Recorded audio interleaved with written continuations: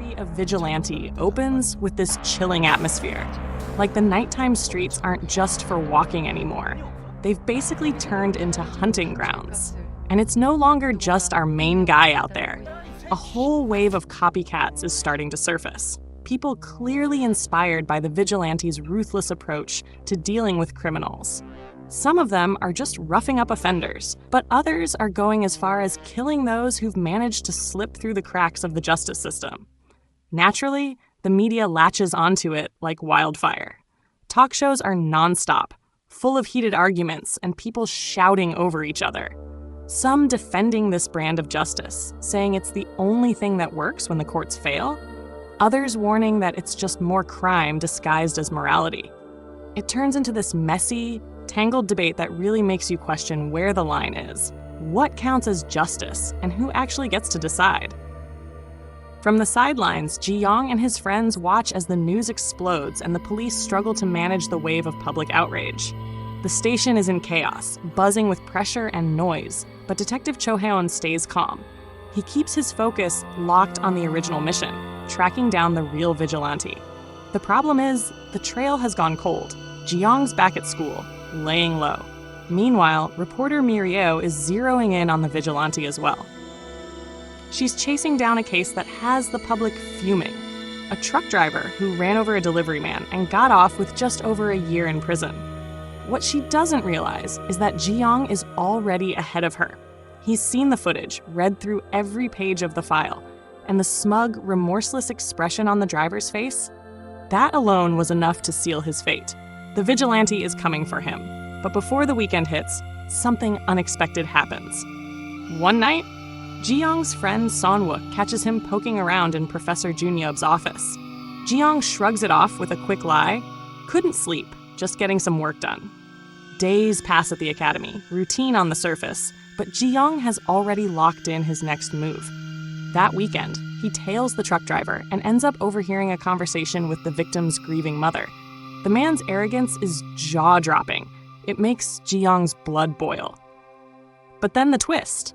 The truck driver turns up dead, in a bathhouse of all places. Someone else got to him first. Now the game has changed. The method doesn't match Ji-yong's style, and the police are left stunned. Jo Heon's team is back at square one. Someone else is out there. Someone else has picked up the mantle of the vigilante. Everyone is rattled by this sudden twist, but no one more than Mi-ryeo. She's furious, not just because someone beat Ji-yong to the kill, but because she was scooped by another outlet.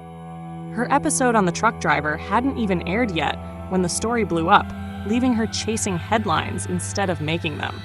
To make matters worse, the copycat vigilante starts sending messages to the media. Bold ones. He openly admits he's breaking the law, but throws the blame right back at the justice system, daring it to fix itself if it wants him to stop. Back at the academy, Ji-yong and his friends watch the broadcast. Son-wook immediately dismisses the new guy as a poser, completely unaware that the real vigilante is sitting right beside him. Hwang Jun, on the other hand, is just impressed by the drama of it all. But Ji-yong knows this is a problem. Things are spiraling. The copycat is drawing way too much attention, and that kind of spotlight is dangerous. So Ji-yong starts looking into the psychology behind copycat crimes. What drives someone to imitate a killer's methods? What kind of person steps into someone else's shadow like that? Meanwhile, Captain Noon notices something off about the copycat's targets. These hits aren't random. There's a pattern. But Jo Heon isn't convinced. He believes the original vigilante is just escalating.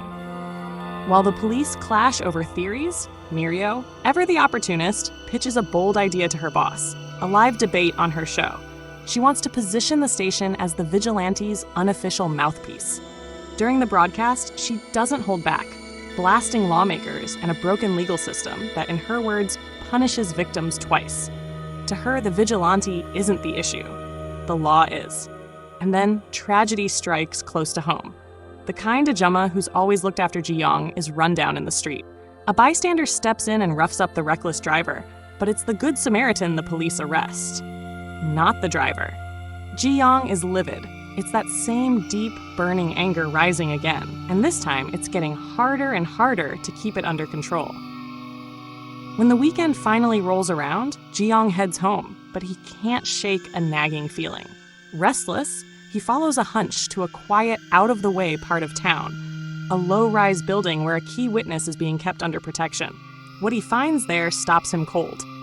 The driver's brother, one of the same thugs from an earlier case, is pressing the frightened witness against the wall, his voice low and threatening, dripping with venom. Something inside Ji-yong snaps. That night, without hesitation, he hunts the thug down. He corners him in a back alley and unleashes on him. Every blow, sharp, controlled, relentless. By the time the man slumps to the pavement, bloodied and groaning, Ji-yong finally steps back and realizes this wasn't just some random thug. These guys aren't just small-time criminals. They're part of something bigger. Organized. Dangerous. And the one he just put in the hospital? He's the younger brother of a gang leader. Now, in a private hospital room, tucked behind guarded doors, that very gang boss sits beside his wounded sibling, quiet and unreadable. He doesn't speak. He just watches. And waits. Word of the assault spreads, and Mi-ryeo picks up on it. Something doesn't sit right. Too calculated, too clean. She smells Vigilante all over it. Acting quickly, she rigs hidden cameras in the hospital corridors, hoping to catch him in the act. She's not alone. The police are thinking the same thing. Surveillance units are deployed, plainclothes officers stationed inside, patrol cars circling the area. Everyone's waiting for the Vigilante to make his move, but they underestimate him. Again. Ji-yong walks right in, unnoticed, dressed in a doctor's coat, surgical mask, and carrying a clipboard. He passes checkpoints without so much as a glance, moving with calm, professional ease. Inside the hospital room, the thug stirs, half-conscious. Ji-yong steps in and stands over him. He doesn't yell, he doesn't threaten. He asks for one thing: repentance. For the witness, for the lives destroyed, for the people they've trampled without a second thought. Then, without another word, Ji-yong places the thug's own phone on the bedside table, recording already running. Just outside the hospital room, Jo Heon sees him, Ji-yong. Their eyes lock, just for a moment, but it's enough. The air seems to freeze. Ji-yong doesn't blink. He offers a small, almost imperceptible nod, calm and composed, then turns and walks away with unshakable poise, like he belongs there. But Jo Heon isn't buying it. A split second later, the alarm blares, sharp and jarring, slicing through the tension like a blade.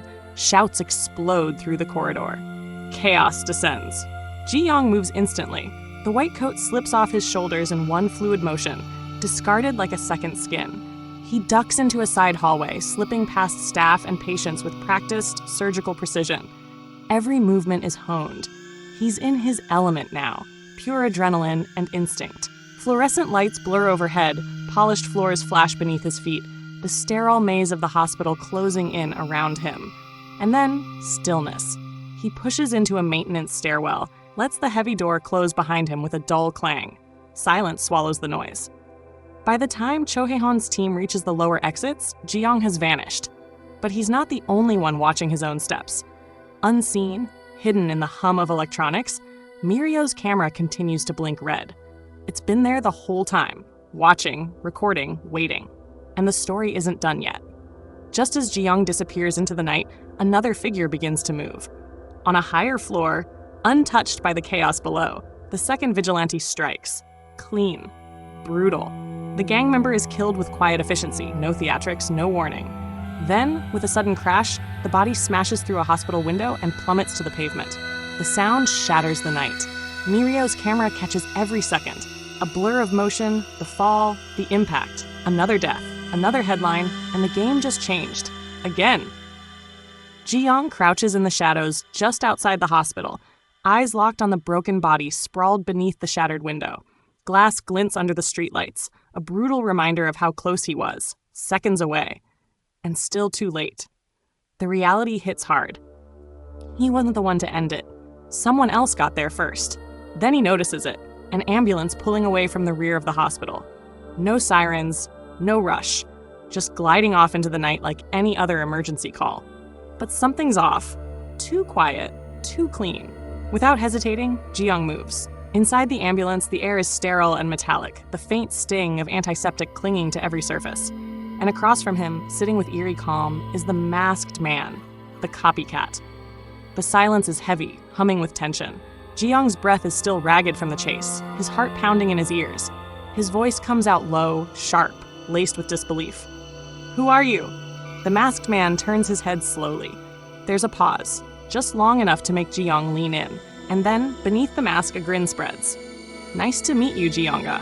Ji-yong's breath catches, his muscles tense. But then, against his will, something flickers across his face. A twitch of the lips. Not quite approval, not quite amusement, just recognition. A reluctant smile, born out of something he can't quite name. The masked man throws his head back and laughs. Loud, wild, unrestrained, not mocking, just thrilled. The vigilante has just met his biggest fan. And now, the real game begins. 정이다.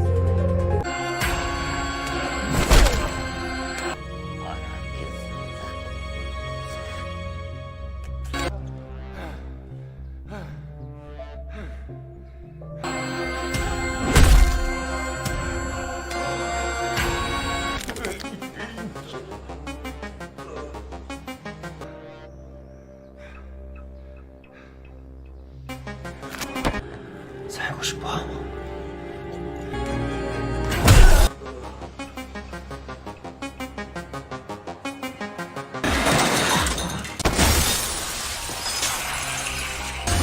Go. Episode 4 opens in the smothering quiet after chaos.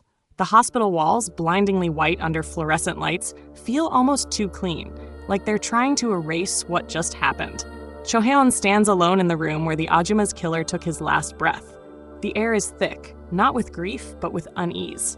The bed, the IV drip, the blood now scrubbed away. None of it feels right.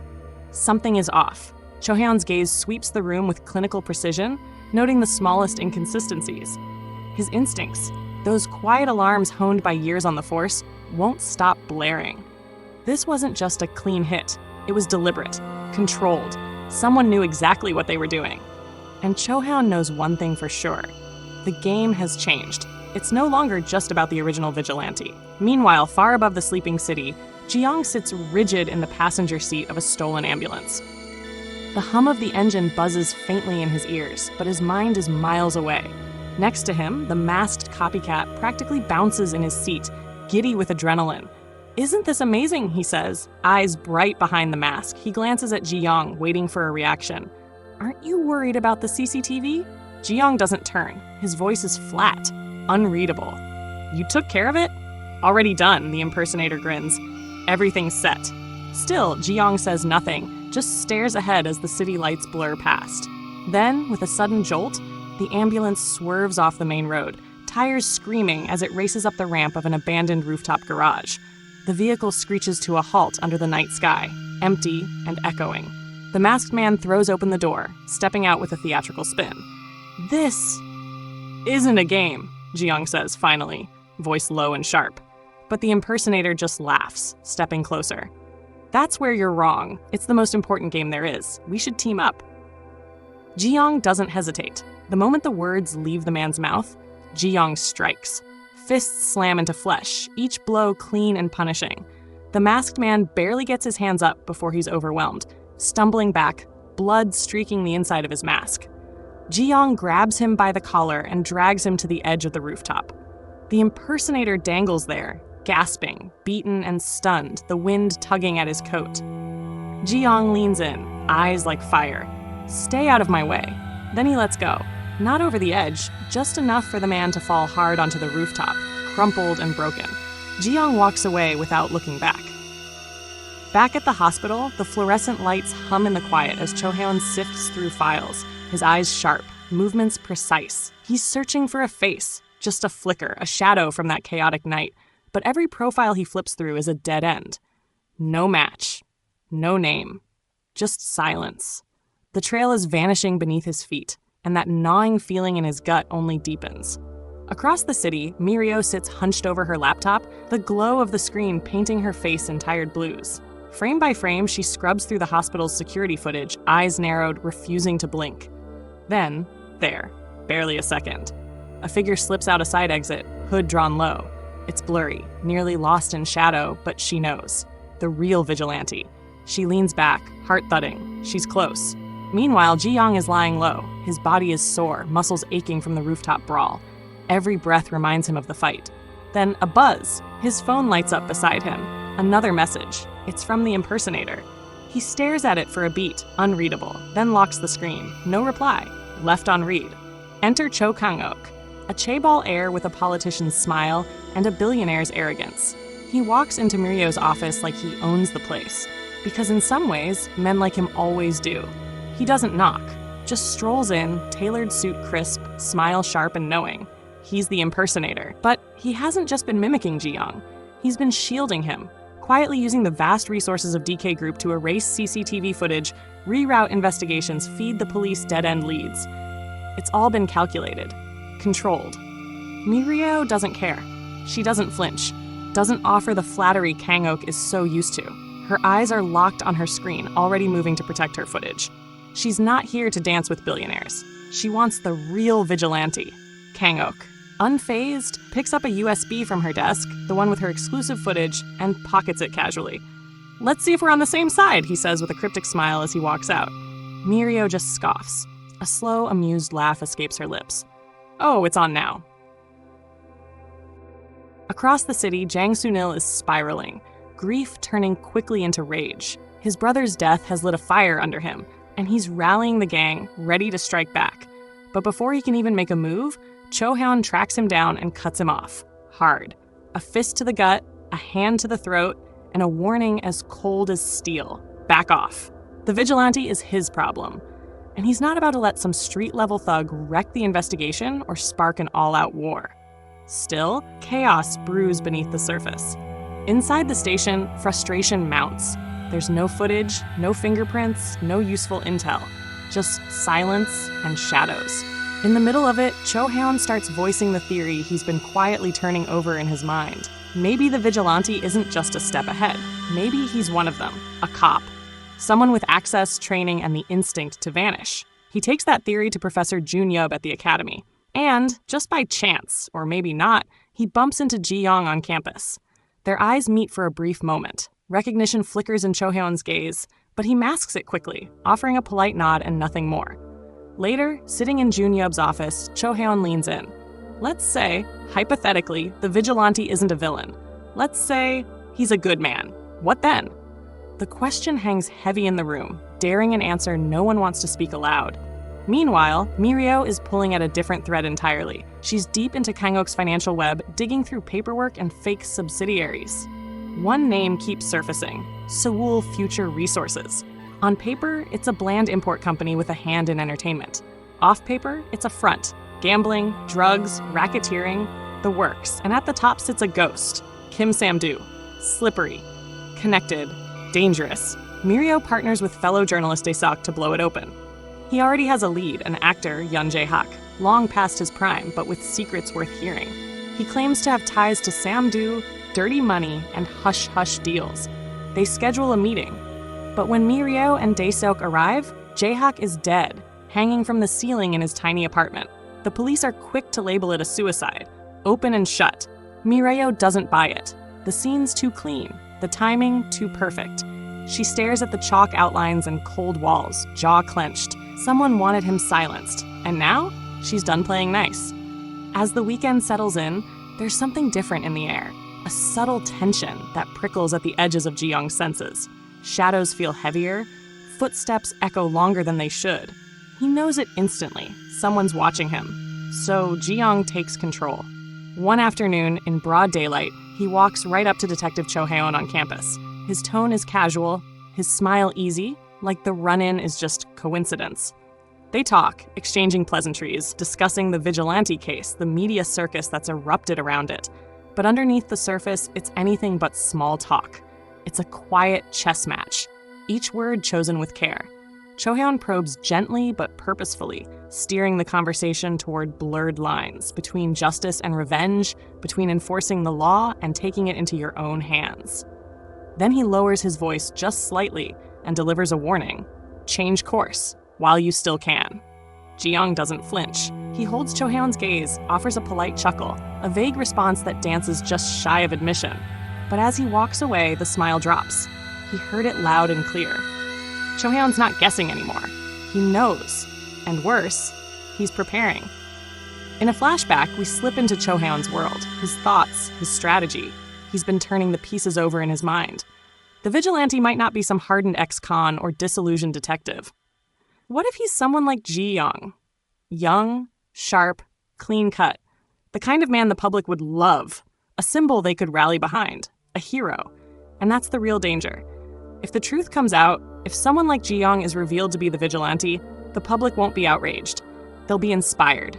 Romanticized. They'll turn him into a myth. Robin Hood in a school uniform. A legend the justice system can't afford. So Cho Heon decides if he can't stop the vigilante, he'll control the narrative. He'll frame someone else. Someone with a record. A name the public won't care about. A face they'll accept as the culprit and quickly forget. The goal isn't justice anymore. It's containment. Later, sitting in Professor Jun-yeop's office, Cho Heon speaks quietly, firmly. We don't protect the man, he says. We protect the idea, even if that means sacrificing him. All right, time for a quick check-in.